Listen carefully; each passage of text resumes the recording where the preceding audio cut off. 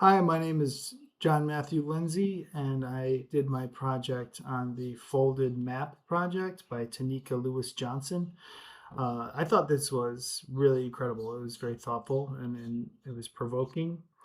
What she did was she looked at streets that ran north to south and realized that as you travel from the south to the north, those streets change dramatically along the way, something she noticed when she was young, riding the 15 miles that it took for her to get to school. And later in life, she designed this project around it. Folded map refers to how she would fold the map of Chicago right along the zero line that runs, I believe, in Madison straight through the loop. And for example, Paulina, an address in Paulina, you'd see a north and a south version of that address. And the worlds that those addresses existed in were absolutely different from one another.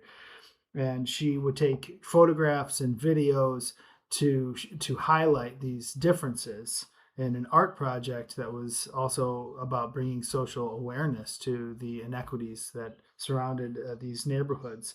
And I thought she brought a humanity to it most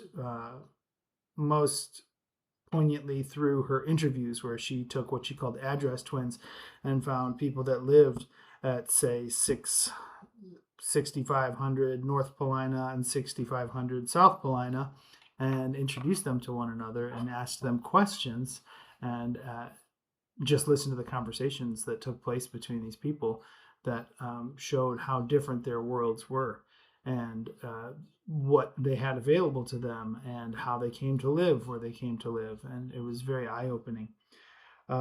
She does refer to schools, but doesn't talk directly about the conditions inside of those schools. But it can be inferred that the segregated housing of Chicago, which is incredibly segregated city, highlighted by a map that she showed with little dots of color showing white, black, Latino, and Asian communities.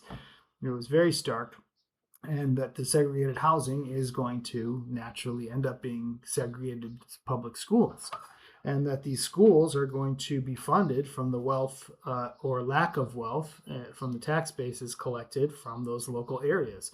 And that will result in schools that are widely disparaged in comparison to, say, suburban neighborhood schools miles and miles outside of the city. So it can be inferred that these neighborhoods of people of color that have been segregated throughout from history through the historical redlining, whereas people of color would not be able to get loans and therefore would end up being trapped in these neighborhoods that were underinvested in. People did not. The infrastructures themselves were crumbling and not cared for.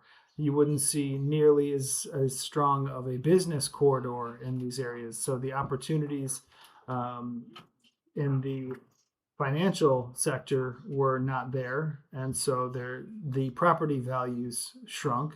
Therefore, the taxes shrunk. Therefore, less money for the schools, um, less facilities, less underpaid and underexperienced teachers, higher teacher turnover rates, um, lower uh, opportunities in general at these schools. The lower property values result in the poorly funded schools. There's less technology in these schools, and so kids are not being prepared for higher learning. And the project does do a great job of challenging assumptions, specifically that all schools provide equal opportunities, which it is very clear that they cannot. As much as the faculty might like to, they are bound by the budgets that they need to work within. It also challenges that success and failure are only based on personal effort. So this conflicts with the idea that America is a strict meritocracy, and it does point out that it is a caste system. Um, Segregation is a thing of the past, is another assumption that this challenges directly. It very much still exists, and it is visible. If you just care to look, it is clear. Educators can unfortunately, unintentionally reinforce inequities by falling victim to their biases and stereotypes and lowering expectations for specific students based on stereotypes that they allow to shape their assumptions by tracking students, not offering them AP classes, not preparing them for college, not giving them the opportunities that they could achieve. Uh, if they were to believe in these students, they might not offer the same encouragement to all students. Um, they can disrupt inequity, I think, most importantly, by examining your own implicit bias and the stereotypes that might shape your own assumptions so you can identify them and recognize them when they come to the surface of your conscious mind so you can then act accordingly and see things for what they really are and not the assumptions that you hold inside of your own mind. Um, we can create inclusive classrooms by utilizing the cultures of our student body, implementing it into the space as well as the curriculum, to helping all students feel encouraged and valued and respected.